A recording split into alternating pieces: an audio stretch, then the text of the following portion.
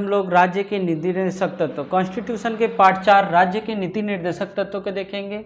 Directive principles of state policy DPSP, जो कि article 36 से लेके आर्टिकल 51 तक है। अगर डीपीएसपी का अगर देखा जाए, डीपीएसपी को अगर हम लोग देखें तो ये हम लोग आयरलैंड के संविधान से लिए हैं, आयरलैंड के संविधान से लिए हैं, आयरलैंड के संविधान से लिए हैं, जो कि आयरलैंड का संविधान जो बना था 1937 में बना था। और आयरलैंड भी स्पेन से लिया है, आयरलैंड भी स्पेनिश कॉन्स्टिट्यूशन से लिया है, स्पेन से लिया है। और स्पेन ने इस डीपीएसपी को खुद बनाया था, खुद इंट्रोड्यूस किया था। अब हम लोग देखेंगे बी एन राव ने सबसे पहले बताया था, बोला था कि अधिकारों को हम लोगों को 2 भागों में बांटना चाहिए, अधिकारों को 2 भागों में बांटना चाहिए। जो कि जब संविधान बन रहा था तो उस समय हम लोग देने के स्थिति में थे, उसको हम लोग बोला गया फंडामेंटल राइट। और जो हम लोग देना चाहते थे, परंतु उस समय के स्थिति ऐसा नहीं था कि हम लोग उस चीज़ को तुरंत लागू कर सके, उसको हम लोगों ने क्या कॉल कर दिया, डीपीएसपी किया गया। इस अधिकार को अगर देखेंगे तो इस अधिकार को तत्काल लागू किया गया था, जब मतलब कॉन्स्टिट्यूशन बना था तभी से लागू कर दिया गया था। और ये सुप्रीम कोर्ट में वाद योग्य है। परंतु डीपीएसपी अगर हम लोग देखेंगे तो डीपीएसपी में ही पहले से ही बता दिया गया है कि ये सुप्रीम कोर्ट में वाद योग्य नहीं है। ये राज्य अपनी मर्जी से देना चाहते हैं तो देंगे, किसी राज्य के ऊपर बाध्य नहीं है। परंतु कोई भी राज्य अगर नियम कानून बनाते हैं तो डीपीएसपी को देखते हुए ही उसको नियम कानून बनाना है। अब अंबेडकर जी के हिसाब से देखते हैं, बी आर अम्बेडकर के हिसाब से, तो बी आर अम्बेडकर ने भाग 4 को सामाजिक, आर्थिक और राजनीतिक कल्याण के सामाजिक, आर्थिक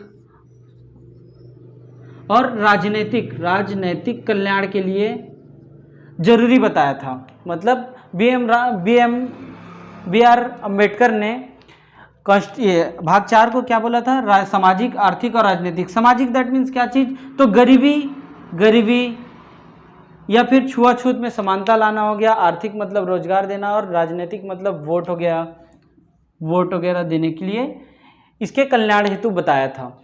गाडविन ऑस्टिन के अनुसार, गाडविन ऑस्टिन के अनुसार राज्य के नीति निर्देशक तत्व को, मतलब डीपीएसपी को संविधान का मूल आत्मा कहा। गाडविन ऑस्टिन ने डीपीएसपी को संविधान का मूल आत्मा कहा, परंतु अंबेडकर ने आर्टिकल 32 को मूल आत्मा कहा। आर्टिकल 32 को संविधान का मूल आत्मा कहा था अंबेडकर ने। अगर हम लोग देखें जो राज्य के नीति निर्देशक तत्व है,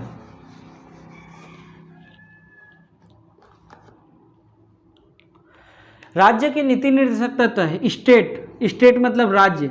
कोई भी अगर पॉलिसी बनाता है, राज्य कोई भी पॉलिसी बनाता है तो वो राज्य के नीति निर्देशक तत्वों के अकॉर्डिंग ही बनाएगा, मतलब उसमें उसी के नियम कानून को पालन करते हुए बनाएगा। इसे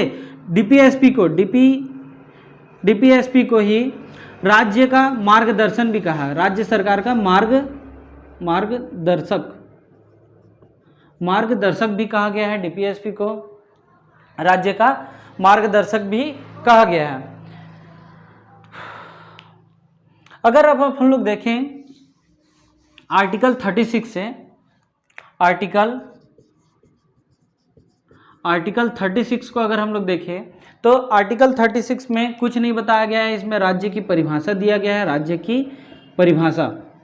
और ये राज्य की परिभाषा मैंने आर्टिकल 12 में आपको फंडामेंटल राइट में जो बताया था वही वाले राज्य की परिभाषा है, जिसमें ये कौन कौन से राज्य के परिभाषा में इंक्लूड होंगे। और आर्टिकल 37 में 37 में पहले ही बता दिया गया है कि डीपीएसपी सुप्रीम कोर्ट में वाद योग्य नहीं है। डीपीएसपी सुप्रीम कोर्ट में वाद योग्य नहीं है, मतलब न्यायालय में परिवर्तनीय नहीं है। मतलब हम लोगों का मतलब डीपीएसपी का अगर कोई हनन होता है या फिर राज्य हम लोगों को डीपीएसपी देने से मना करता है तो हम लोग उसके खिलाफ सुप्रीम कोर्ट नहीं जा सकते, परंतु हम लोग जानते हैं कि फंडामेंटल राइट के खिलाफ हम लोग क्या कर सकते हैं, सुप्रीम कोर्ट में जा सकते हैं, वो भी आर्टिकल 32 के तहत। अब आर्टिकल 38 जो बोलता है, यहीं से ये दोनों तो कोई इंपॉर्टेंट नहीं है, बट यहाँ से आर्टिकल 38 से ही हमारा क्या चीज़ है, डीपीएसपी में इंपॉर्टेंट पार्ट है। और आर्टिकल 38 में बोला गया सामाजिक व्यवस्था। सामाजिक व्यवस्था में अगर हम लोग देखेंगे तो यहीं पर आपका सामाजिक, आर्थिक और राजनीतिक न्याय के बारे में बात करता है। राजनीतिक न्याय के बारे में बात करता है।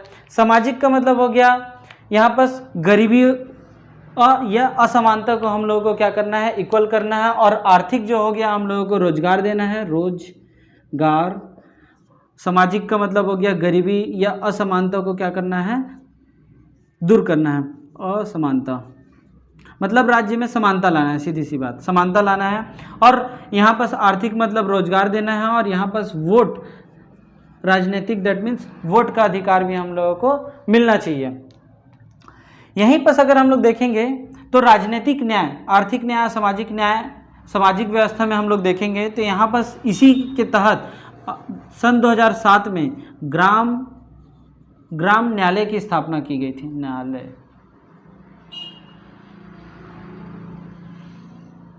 ग्राम न्यायालय की स्थापना की गई थी 2007 में, जिसमें ग्राम न्यायालय में हम लोगों को पता है कि मैक्सिमम 3000 पॉपुलेशन होना चाहिए, 3000 पॉपुलेशन होना चाहिए। और 3000 पॉपुलेशन में एक ग्राम न्यायालय की व्यवस्था की गई थी। और 3000 पॉपुलेशन तो हम लोग जानते हैं, परंतु ये भी जानते हैं कि 1000 पॉपुलेशन में ग्राम पंचायत बनता है। वैसे ही 3 ग्राम पंचायत मिल करके एक ग्राम न्यायालय बनाती है, जो कि स्थानीय स्वशासन का पहचान था। और हम लोग जानते हैं स्थानीय स्वशासन, स्थानीय ग्राम पंचायत जो था स्थानीय स्वशासन था, और ग्राम न्यायालय जो था स्थानीय न्यायालय था। अब यहाँ पर स्थानीय स्वशासन का जनक जो था, स्थानीय स्वशासन का जो जनक था, शासन का जो जनक था वो लॉर्ड रिपन था, जिसने स्थानीय स्वशासन को इंट्रोड्यूस किया था। ग्राम न्यायालय हम लोगों ने देख डाला। ग्राम न्यायालय में ग्राम पंचायत जो है वो मैक्सिमम किसी आदमी पर 3000 रुपये का क्या कर सकती है, जुर्माना लगा सकती है। उससे ज़्यादा का जुर्माना जो रहेगा उससे डिस्ट्रिक्ट कोर्ट या हाई कोर्ट में हम लोगों को जाना पड़ेगा। आर्टिकल 39 को अगर हम लोग देखें,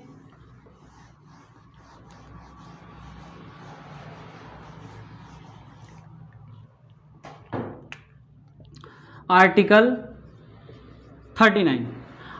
39 जो बोलता है वो समान वेतन, मतलब स्त्री पुरुष को समान कार्य के लिए समान वेतन देता है, समान वेतन की व्यवस्था करता है। समान वेतन मतलब जो स्त्री हो या पुरुष हो, अगर एक ही काम कर रहे हैं, एक ही काम जैसे घर बनाना हो गया, वो स्त्री भी कर रही है और पुरुष भी कर रही है, तो उसको सेम वेजेस दिया जाएगा, मतलब सेम वेतन दिया जाएगा। जैसे कि कुछ भी अगर वेतन है तो उसमें भेदभाव नहीं होगा कि ये स्त्री है और ये पुरुष है। ये जो है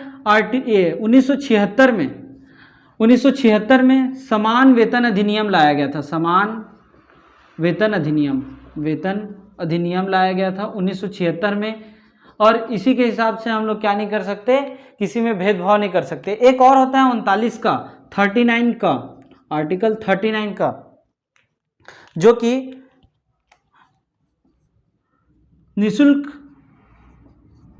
निशुल्क विधि सहायता प्रदान करता है। निशुल्क विधि सहायता हम लोग बोल सकते हैं कि जैसे मूवी वगैरह में हम लोगों ने देखा होगा कि किसी मुजरिम के पास अगर वकील नहीं रहता तो वहाँ पर बोलते हैं कि इसके लिए एक वकील की व्यवस्था की जाए, तो वो वहाँ पर देखेंगे तो निशुल्क एक वकील की व्यवस्था की जाती है निशुल्क विधि सहायता के द्वारा।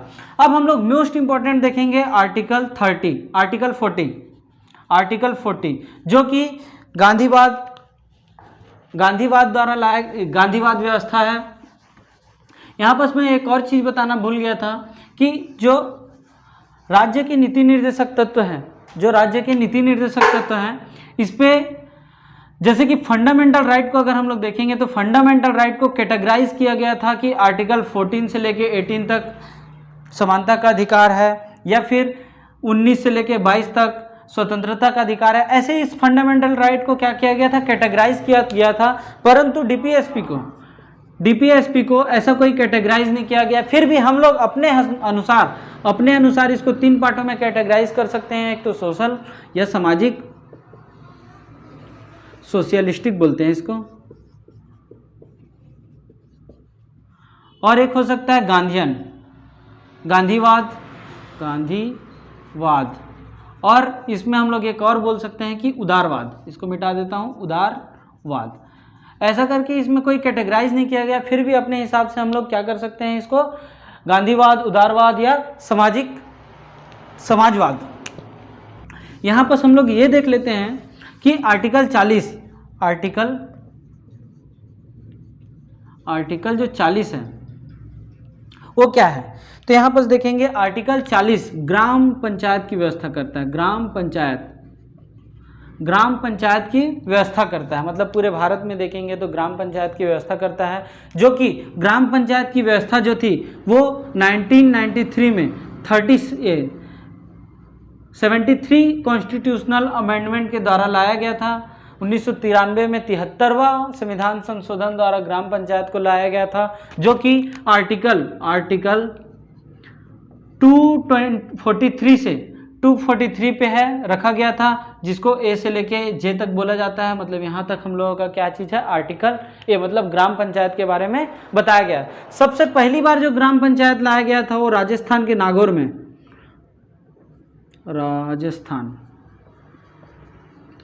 राजस्थान के नागौर में 2 अक्टूबर 1959 में लाया गया था। राजस्थान के नागौर में अगर देखेंगे तो एक गांव था, एक गांव का नाम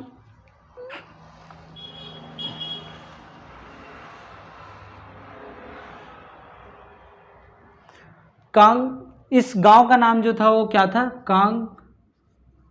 कांगसनिया करके कुछ नाम था। इस गांव का नाम राजस्थान के नागौर में लाया गया था। फिर उसके बाद इसको पूरे भारत में इंट्रोड्यूस किया गया था ग्राम पंचायत को।